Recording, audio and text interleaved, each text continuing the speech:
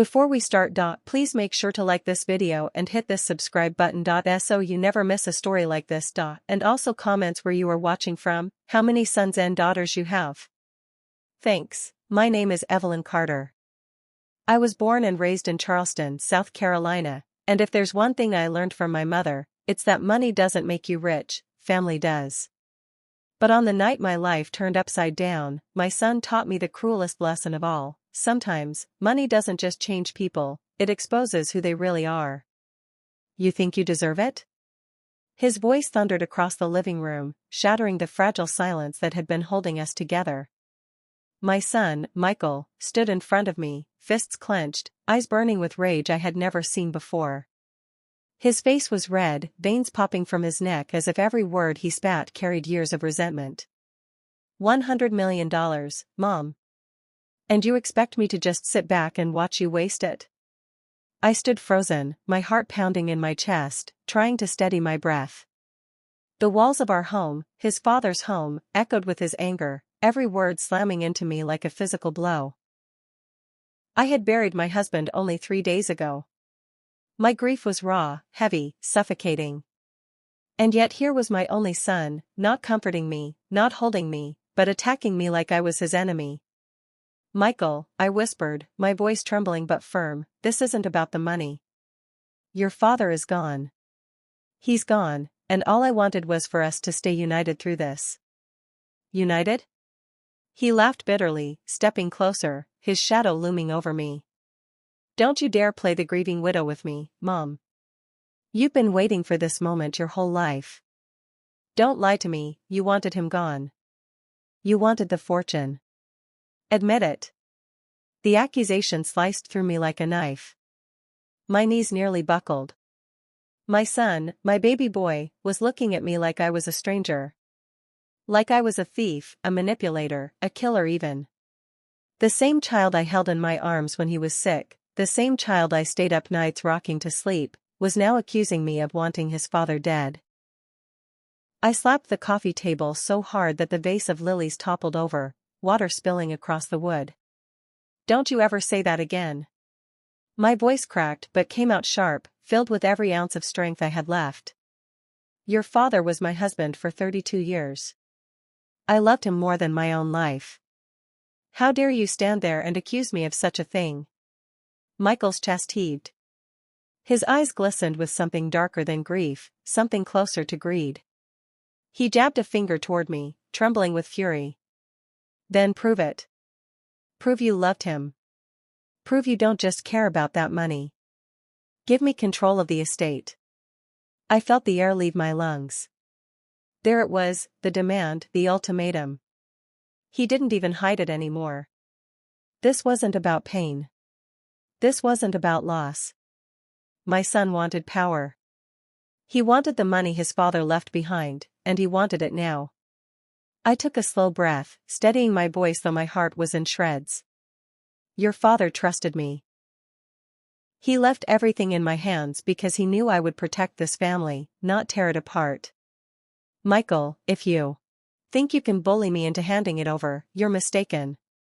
His fist slammed against the wall so hard a picture frame crashed to the floor, glass shattering across the hardwood. My body jumped from the sound, but I didn't flinch from his eyes. He leaned down, his face so close I could feel his hot, angry breath against my cheek.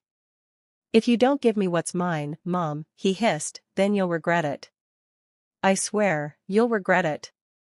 And in that moment, as I stared into the twisted expression of my only child, I realized something I never thought I'd admit out loud. My son was becoming the very kind of man his father feared he would be. Entitled. Bitter. Consumed by greed. I closed my eyes for a second, whispering inside myself a prayer I'd once heard in church, Lord, give me the strength to fight for my family, even when the fight is against my own blood. When I opened them again, I looked at Michael not with weakness but with a clarity that only grief and betrayal could give. If this is the war you want, then fine, I said, my voice steady, sharp as a blade. But don't forget, money can build an empire, but it can also destroy a man's soul. And if you choose greed over love, you may end up with nothing at all. He sneered, backing away, his eyes still locked on mine. We'll see about that. Then he stormed out of the house, the front door slamming so hard the walls shook. The silence that followed was louder than his shouting had been. I stood there, alone, my hands trembling, staring at the broken frame on the floor. Inside it was a photo, Michael, his father, and me, taken on his college graduation day.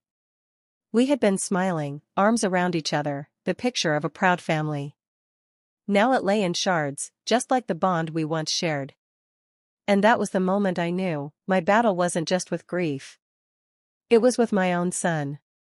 The money that was supposed to secure our family's future had become the weapon that threatened to destroy us.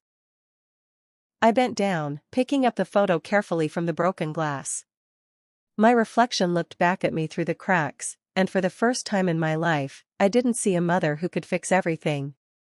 I saw a woman about to go to war, with her own blood. This is my story. A story about love, betrayal, and the dangerous power of wealth. But more than that, it's a warning. Because when life hands you everything, you find out who's truly by your side, and who's just waiting to take it all away. So if you're listening, I need you to stay with me. Don't walk away. Because what happened after that fight didn't just shock me, it changed my life forever. And if you've ever believed that family is stronger than money, then you need to hear the truth of what came next. The house was unbearably quiet after Michael slammed the door, but the echo of his words stayed behind, bouncing off the walls like poison that refused to fade. I stood there holding the broken photo frame, my fingers bleeding slightly where the glass had cut into my skin. I didn't even feel the sting, my heart hurt too much. I pressed the photo against my chest, staring at the empty doorway, waiting for him to come back, waiting for him to shout, "I'm sorry, Mom, I didn't mean it." But he didn't come back. The night swallowed him whole, and I was left with nothing but the hum of silence and the ache of betrayal. Grief is supposed to unite a family. At least, that's what the pastor said at the funeral. He said loss binds us closer, makes us hold tighter to the ones we still have. But in my case, it had done the opposite. My husband had been dead for 3 days, and instead of sitting by my side, comforting me, my son had chosen to declare war over money. The money that was never supposed to be a curse. The money his father worked his entire life to build. I kept asking myself, over and over, where did I go wrong? Did I spoil him too much? Did I fail to teach him that love matters more than wealth? Or had greed been there all along, waiting for the right moment to surface? I walked into the kitchen, my hands trembling as I poured myself a glass of water. But even the sound of the water hitting the glass reminded me of his anger, the way it had spilled from him like a flood he couldn't contain. I leaned against the counter, staring at the marble surface his father had chosen when we remodeled the house. Every corner of this home carried my husband's fingerprints, his decisions, his pride. And now, it felt like Michael was ready to erase it all. I thought back to my husband's will. We had talked about it for years, long before he got sick. He insisted that everything be left under my control, not because he didn't love Michael, but because he trusted me to protect him, even from himself. My husband knew our son's weaknesses, his impulsive nature, his hunger for status, his inability to handle rejection. He saw the dangers before I did. And that's why he left me in charge, why he believed I could shield Michael from the worst parts of himself. But now, with Michael's outburst still ringing in my ears, I wondered if my husband's plan had only delayed the inevitable. The sound of my phone buzzing pulled me out of my thoughts. It was a text from Michael. My hand shook as I unlocked the screen. The message was short, cold, and sharp as a knife. "If you don't transfer half to me, I'll make sure everyone knows what kind of woman you really are." I felt my stomach drop. What kind of woman I really am? What did he mean by that? Was he bluffing? Or did he know something I didn't even realize could be used against me? My husband and I had lived a relatively quiet life. We weren't scandalous, we weren't reckless, but like any marriage, we had secrets. Fights no one saw, decisions no one questioned, moments of weakness that we kept hidden. Could Michael twist those into something ugly? Or was this just his way of trying to scare me into submission? I sat down at the kitchen table, my mind spinning. I wanted to cry, to curl up in the corner and let the weight of it all crush me. But I couldn't. Because I wasn't just a grieving widow anymore, I was a woman being threatened by her own son. And if I gave in now, I knew it wouldn't stop. He would keep coming back, asking for more, until there was nothing left. I picked up my phone and dialed his number, my hands trembling. He answered on the second ring, his voice sharp and impatient. "So, did you change your mind?" "Michael," I said softly, "listen to me. I'm your mother. I know you're hurting, I know you're angry, but this isn't the way to handle it. Your father left things the way he did for a reason. He wanted me to take care of you, not hand you a fortune that could destroy you." "Destroy me?" he snapped. "You think I'm weak? You think I can't handle it?" "No, Mom. The truth is, you don't want to give it up because you like the power. Admit it, you like being in control. You like having all the cards. That's why you won't give me what's mine." His words hit me like daggers. I took a deep breath, forcing myself to stay calm. "Michael, this isn't about control. It's about responsibility. You can't just demand money like it's a toy. This is your father's legacy. It's supposed to be used wisely, to protect you, to protect future generations. If you blow through it, then what? What will you have left?" There was silence on the line for a moment. Then he laughed bitterly, the sound cutting through me like ice. "You think you're the only one who knows how to handle money? Fine. Keep it. But don't be surprised when I do what I have to do. You think people see you as some saintly widow, but I know the truth.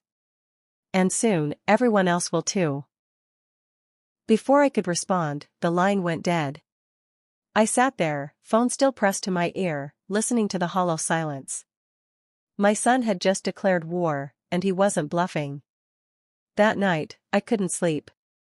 Every time I closed my eyes, I saw his face twisted in anger, his words replaying over and over. I clutched my husband's pillow to my chest, tears soaking into the fabric. I whispered into the darkness, asking him what I should do, begging for guidance. But of course, there was no answer. Just silence.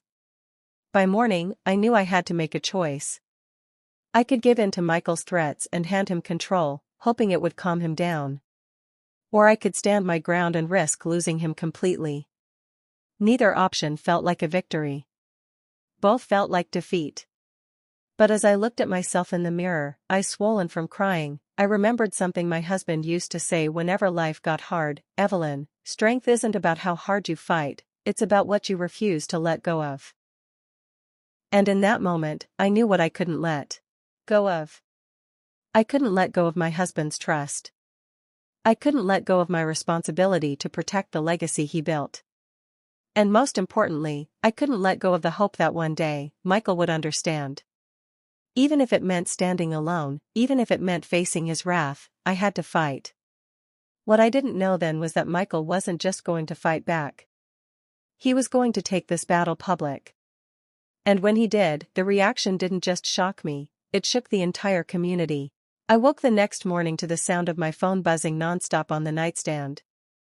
At first, I thought it was Michael again, another string of threats or demands. But when I finally picked it up, I realized it wasn't just him. It was everyone. Friends, neighbors, even distant relatives I hadn't spoken to in years. Missed calls, text messages, and a flood of social media notifications lit up the screen like a storm. My chest tightened as I scrolled. And then I saw it. Michael had gone public. There it was, a long post on Facebook, written by my own son, with hundreds of likes, comments, and shares already spreading like wildfire. My hands shook as I read his words, each one dripping with venom. "People think my mom is grieving right now. What they don't know is she's been waiting for this moment. She only cared about the money. My father left her everything, and she refuses to share even a penny with me, his only son. She doesn't deserve that fortune. She doesn't deserve to be trusted." The truth about Evelyn Carter is about to come out. I felt my stomach twist. My breath caught in my throat. My son hadn't just turned on me, he had declared me a fraud in front of the world. And the worst part? People were believing him. Finally someone said it, one comment read. Money changes people. Sad to see a mother do this to her son, said another. Disgusting. Her husband isn't even cold in the ground, and she's already hoarding the cash. I dropped the phone onto the bed, burying my face in my hands. The tears came hot and fast. This wasn't just about money anymore. Michael had turned me into a villain, and the court of public opinion was already lining up to condemn me. I felt like I was suffocating, every breath harder than the last. I forced myself to get dressed and head into town that day, hoping maybe it wasn't as bad as it looked online. Maybe people would know better. Maybe they would see through his bitterness. But as soon as I walked into the grocery store, I felt it. The stares. The whispers. A woman who used to chat with me every Sunday morning by the produce aisle turned her back as soon as she saw me. Another shopper glanced at me, then quickly pulled her child closer, as if I were contagious. I swallowed hard, pushing my cart through the aisles as though nothing was wrong, but inside, I was crumbling. My husband's death had already left me hollow. Now my son had taken what little dignity I had left and set it on fire for everyone to see. At the checkout counter, the cashier, a young woman with kind eyes I recognized from church, hesitated before speaking. Mrs. Carter. I'm so sorry for your loss, she said softly, but then her voice faltered. I hope what they're saying online isn't true. I felt the tears prick my eyes again. I wanted to defend myself, to shout that it was all lies, that Michael was twisting the truth to make me look like a monster. But instead, I just nodded, my throat too tight to form words. I left the store with I woke the next morning to the sound of my phone buzzing nonstop on the nightstand. At first, I thought it was Michael again, another string of threats or demands. But when I finally picked it up, I realized it wasn't just him. It was everyone. Friends, neighbors, even distant relatives I hadn't spoken to in years. Missed calls, text messages, and a flood of social media notifications lit up the screen like a storm. My chest tightened as I scrolled. And then I saw it. Michael had gone public. There it was, a long post on Facebook, written by my own son, with hundreds of likes, comments, and shares already spreading like wildfire. My hands shook as I read his words, each one dripping with venom. People think my mom is grieving right now. What they don't know is she's been waiting for this moment. She only cared about the money. My father left her everything, and she refuses to share even a penny with me, his only son. She doesn't deserve that fortune. She doesn't deserve to be trusted. The truth about Evelyn Carter is about to come out. I felt my stomach twist. My breath caught in my throat. My son hadn't just turned on me, he had declared me a fraud in front of the world. And the worst part? People were believing him. Finally someone said it, one comment read. Money changes people. Sad to see a mother do this to her son, said another. Disgusting. Her husband isn't even cold in the ground, and she's already hoarding the cash. I dropped the phone onto the bed, burying my face in my hands. The tears came hot and fast. This wasn't just about money anymore. Michael had turned me into a villain, and the court of public opinion was already lining up to condemn me. I felt like I was suffocating, every breath harder than the last. I forced myself to get dressed and head into town that day, hoping maybe it wasn't as bad as it looked online. Maybe people would know better. Maybe they would see through his bitterness. But as soon as I walked into the grocery store, I felt it. The stares. The whispers. A woman who used to chat with me every Sunday morning by the produce aisle turned her back as soon as she saw me. Another shopper glanced at me, then quickly pulled her child closer, as if I were contagious. I swallowed hard, pushing my cart through the aisles as though nothing was wrong, but inside, I was crumbling. My husband's death had already left me hollow. Now my son had taken what little dignity I had left and set it on fire for everyone to see. At the checkout counter, the cashier, a young woman with kind eyes I recognized from church, hesitated before speaking. "Mrs. Carter. I'm so sorry for your loss," she said softly, but then her voice faltered. I hope what they're saying online isn't true." I felt the tears prick my eyes again. I wanted to defend myself, to shout that it was all lies, that Michael was twisting the truth to make me look like a monster. But instead, I just nodded, my throat too tight to form words. I left the store with my head down, my heart breaking all over again. That evening, the storm grew worse. Michael had done an actual interview, with a local news blog. In it, he painted me as cold, greedy, manipulative.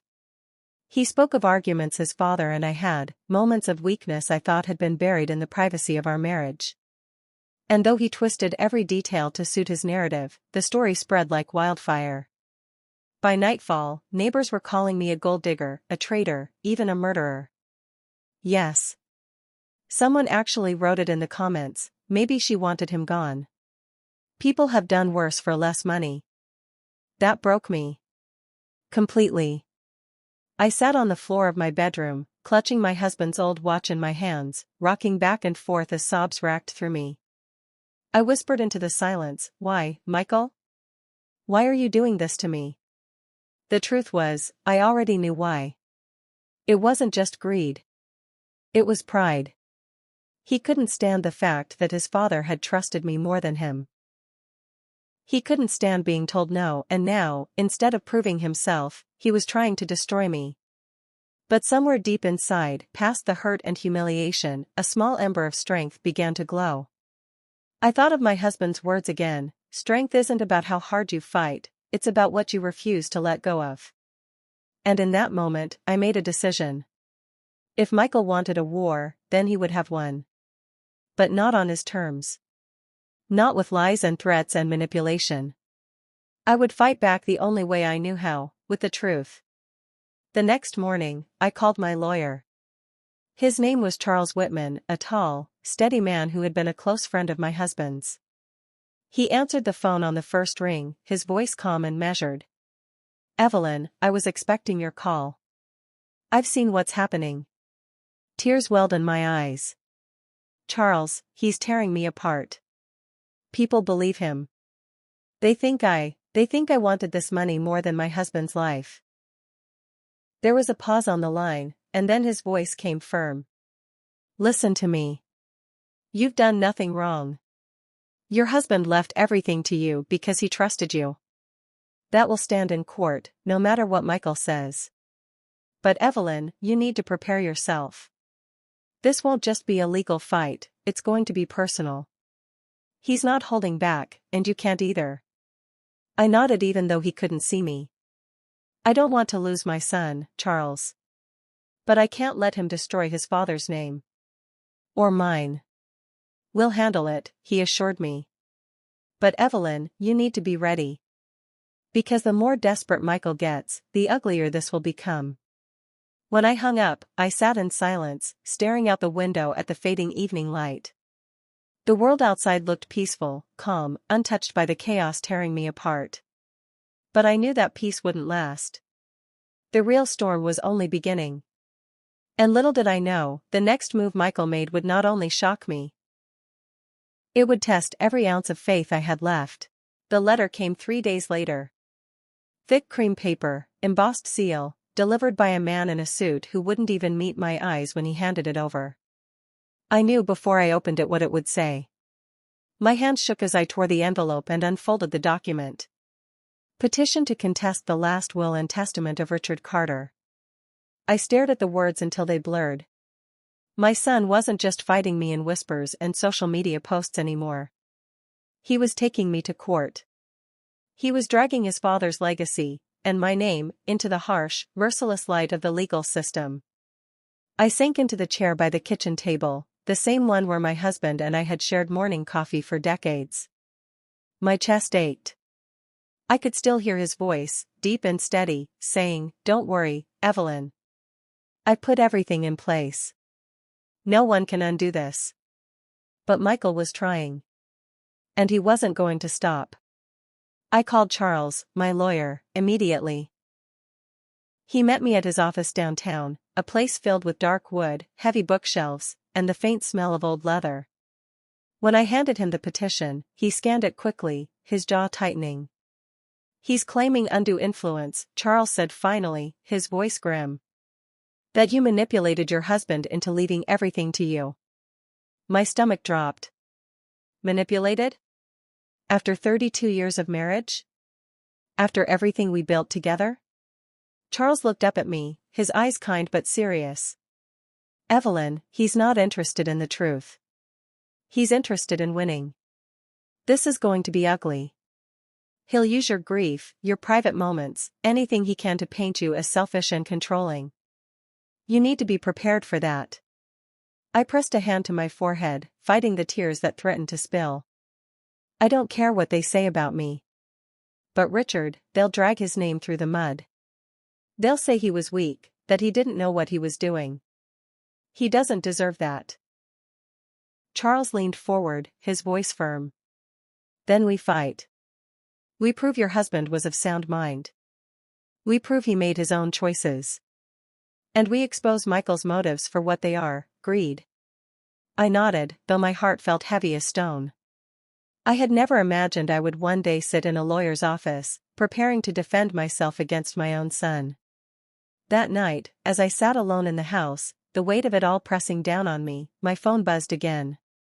This time, it wasn't a message from Michael. It was from a number I didn't recognize. The text was short: "You don't know half of what your son has been doing. Call me." I froze, my heart pounding. Who would send me something like that? And what did they mean? With shaking hands, I dialed the number. A woman's voice answered. Nervous. Hesitant. "Mrs. Carter? My name is Lila. I used to know your son." "Used to?" I asked cautiously. There was a pause, then a sigh. "I don't know how to say this, but Michael owes people money. A lot of money. He's been gambling, making deals with people you don't want to owe. And now he thinks that inheritance will save him. That's why he's doing all of this. He's desperate." The words hit me like a blow. Gambling. Debt. My mind reeled. My son wasn't just greedy, he was drowning, and he was trying to pull me under with him. "Why are you telling me this?" I whispered. "Because he's not the man you think he is anymore," she said softly. "And if you don't stop him, Mrs. Carter, he's going to destroy you. And himself." When I hung up, my hands were trembling so badly I could barely hold the phone. My worst fears had just been confirmed. This wasn't just about inheritance. This was about survival. My son had tangled himself in something dangerous, and the money was his lifeline. Suddenly, the pieces began to fit. His rage, his desperation, his threats, it wasn't just about pride. He was trapped, cornered by debts he couldn't pay. And instead of facing his mistakes, he was willing to sacrifice me to save himself. I sat there in the dark, staring at the family portrait on the wall. My husband's steady gaze seemed to look right through me, urging me to be strong. I whispered to him through my tears, "What do I do, Richard? How do I fight our own son?" But deep down, I already knew the answer. I couldn't just fight to protect myself. I had to fight to save Michael from the path he was walking, even if he hated me for it. Even if he saw me as the enemy. The next morning, I met Charles again and told him everything Lila had said. His face grew darker with every word. "If this is true," he said, "then Michael's case falls apart. But we'll need proof. Real evidence of his debts, his gambling, his connections. If we can show the court that he has a financial motive, his claims of undue influence won't hold." I nodded, determination hardening in my chest. For the first time since this nightmare began, I felt a spark of resolve. I wasn't just defending my husband's will anymore. I was fighting to uncover the truth. But the truth came at a cost. Because once Michael realized I knew, he would stop at nothing to silence me. And when he made his next move, it wasn't just shocking. It was dangerous. It started with a knock at the door. Not a polite one, a pounding, heavy and deliberate, like someone wanted me to know they weren't afraid. It was late, almost midnight, and I had been sitting in the living room with the lights dimmed, staring at the unopened boxes of my husband's belongings, trying to gather the courage to start sorting through them. The knock jolted me upright. My heart raced as I hurried to the door. Through the glass panel, I saw two men. Strangers. Broad-shouldered, hard faces, the kind of men you cross the street to avoid in daylight. My stomach twisted. Something told me not to open it, but before I could decide, one of them leaned close to the glass. His eyes were cold, empty. "Mrs. Carter," he said, his voice muffled but sharp. "We need to talk about your son." My breath caught. My hand hovered over the lock, frozen. "Who are you?" I called back, forcing my voice to sound steady even though my knees were shaking. "Friends of Michael's," the other man said with a smirk that sent chills down my spine. "He owes us. You understand." I gripped the edge of the doorframe, my mind spinning. Debt collectors. Shady ones. Exactly what Lila had warned me about. "You have the wrong house," I lied quickly. "This isn't." The first man cut me off with a low chuckle. "Oh, we've got the right house. Michael made promises. He said once that inheritance comes through, everyone gets paid. But time's running out, and patience is thin." He leaned closer, his breath fogging the glass. "You wouldn't want his little mess to spill over onto you, would you?" A shiver ran down my spine. My hand shook as I shouted, "Leave now, or I'll call the police." They exchanged a look, then slowly backed away, but not before the second man pointed a finger at me, his smile thin and cruel. "Tick-tock, Mrs. Carter. Tick-tock." I slammed the door, locked it, then slid down against the wood, my chest heaving. Tears streamed down my face. This wasn't just a family feud anymore. My son's choices had opened the door to something dangerous, and now those shadows were at my doorstep. I hardly slept that night. Every sound in the house felt like a threat, every creak in the floorboards like footsteps approaching.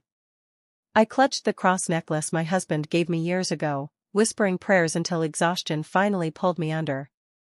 The next morning, I went straight to Charles. His expression hardened as I described what had happened. "This confirms it," he said grimly. "Michael's in deep. If men like that are coming to your door, it means he's promised money he can't pay. And now, they see you as the solution." I shook my head, my voice trembling. "I can't believe this. My son, my own flesh and blood, dragging me into this. How could he?" Charles leaned back, his voice steady but sharp. "Because when a man is desperate, Evelyn, morality becomes a luxury. He's not thinking about you, or even himself. He's thinking about survival." His words hit me hard, but I knew. They were true. Still, survival didn't excuse betrayal. Survival didn't excuse turning on your mother. That afternoon, I received another message from Michael. No apology, no explanation. Just one chilling sentence: "If you don't help me, Mom, those men will come back, and next time, it won't just be a warning." I sat frozen, staring at the screen. My son wasn't asking anymore. He was threatening. Not just with words, but with the weight of dangerous men behind him. And yet, a part of me still ached for him. He was my child. I remembered his first steps, his first bike ride, the way he used to run into my arms when he scraped his knee. How had we come to this, where the boy I once cradled was now using fear to bend me? That night, I drove out to the cemetery. The air was cool, the grass damp with evening dew. I knelt by my husband's grave, tracing his name on the stone with trembling fingers. "Richard," I whispered, my voice breaking, "what would you do if you were here? How do I protect him from himself?" The silence of the night gave no answer, only the rustle of leaves in the wind. But deep inside, something shifted. A realization. I couldn't keep waiting for guidance from the past. I had to decide for myself. I had to be the strength my husband once was. The next morning, I confronted Michael directly. He came storming into the house, his face pale, his eyes restless like a man haunted. He didn't even say hello. "You have to help me, Mom. You don't understand, these people don't wait. They don't forgive. If you don't give me the money, they'll..." "They'll what, Michael?" I cut in sharply, my voice louder than I intended. "Hurt you? Hurt me? That's what you brought into this family? Strangers at my door in the middle of the night?" He froze, his lips parting. His eyes flickered with guilt for just a moment, then hardened again. "I didn't have a choice." "You always have a choice," I shot back, my voice shaking with anger and sorrow. "Your father worked his whole life to build something lasting for you, and you're gambling it away like it means nothing. You don't just want money, you want an escape. And you're willing to sell your own mother to buy it." His jaw clenched, and for a moment I saw the little boy he used to be, lost and scared. But it was gone in an instant, replaced by bitterness. "If you don't help me, Mom, it'll be on you when things go wrong." I stepped closer, tears burning in my eyes but my voice steady as steel. "No, Michael. It'll be on you. Because the moment you put money above love, you lost the right to call yourself my son." His face went pale. He opened his mouth, then closed it, and for the first time, I saw fear flicker in his eyes. Without another word, he turned and stormed out. I sank into the chair, sobs racking through me. I had just drawn a line, one I could never erase. My son was on the other side now. But as the door slammed shut, I knew this wasn't the end. This was only the beginning. Because men, like the ones who came to my door, didn't go away quietly. And Michael, he wasn't finished either. The next time he came back, it wouldn't just be words. It would be war. The courthouse smelled faintly of polished wood and tension. My heels clicked against the marble floor as I walked in, clutching my bag like a shield. People whispered as I passed, relatives, neighbors, even strangers drawn by the drama of the Carter estate. They all knew the headlines: a widow sitting on $100 million, and a son fighting tooth and nail to take it. But they didn't know the full story. Not yet. Today, they would. Michael was already seated at the plaintiff's table when I entered. His suit was sharp, his hair neatly combed, but his face betrayed the storm beneath. His jaw was tight, his eyes bloodshot. He looked more like a man cornered than a son fighting for justice. When his gaze met mine, I expected anger. Instead, I saw something worse: desperation. The judge entered, and the room rose, then sat. The proceedings began with Michael's attorney painting a picture of a grieving son, unjustly cut out of his rightful inheritance. They spoke of promises, family bonds, of a father who would never have left his only child behind. Their words dripped with emotion, crafted to pierce through the heart. For a moment, I almost faltered. They made him sound like the victim. Like I was the villain holding his life hostage. My hands trembled under the table. But then I remembered the midnight knock on my door. The threats. The way Michael had looked me in the eye and chosen greed over love. And I straightened my spine. When it was my turn, my attorney stood, calm but commanding. "Your Honor, the picture being painted here is incomplete. Michael Carter wasn't excluded by mistake or oversight. He was excluded because of choices. Because of actions." The courtroom shifted. Murmurs rippled through the benches. Michael stiffened. Then, the evidence came out. Bank statements. Gambling debts. The shady transfers to offshore accounts. My attorney laid them out one by one, the paper trail of recklessness and betrayal. Gasps filled the room as the truth unfolded. The perfect son Michael pretended to be crumbled under the weight of his own decisions. Michael shot up from his chair. "Those are lies," he shouted, his voice cracking. You don't understand, I was going to fix it, I just needed time. The judge slammed the gavel. Sit down, Mr. Carter. But he didn't sit. He turned on me, his voice trembling with fury and something almost like sorrow. How could you do this to me, Mom? To your own son? Dad would have wanted me taken care of. He wouldn't have wanted me humiliated like this. I rose slowly, my heart pounding in my chest. My attorney tried to motion for me to stay quiet, but I couldn't. Not anymore. I faced him, my voice breaking but strong. No, Michael. Your father wanted you to be a man. To be responsible. To honor this family's name, not drag it into the mud. He left me everything because he trusted me to protect it, and to protect you from yourself. The room was silent except for the sound of my voice trembling through the air. Tears welled in my eyes as I took a breath. I loved you with every piece of me, Michael. I still do. But love doesn't mean giving in to destruction. Love means saying no when you've lost your way. Your father believed in building, in sacrifice, in legacy. But you've chosen shortcuts and shadows. And until you face that, you will never be the man he hoped you'd become. Michael's face crumpled. For a moment, just a moment, I thought I saw the boy I once knew, the boy who used to run into my arms and call me his hero. His lips quivered.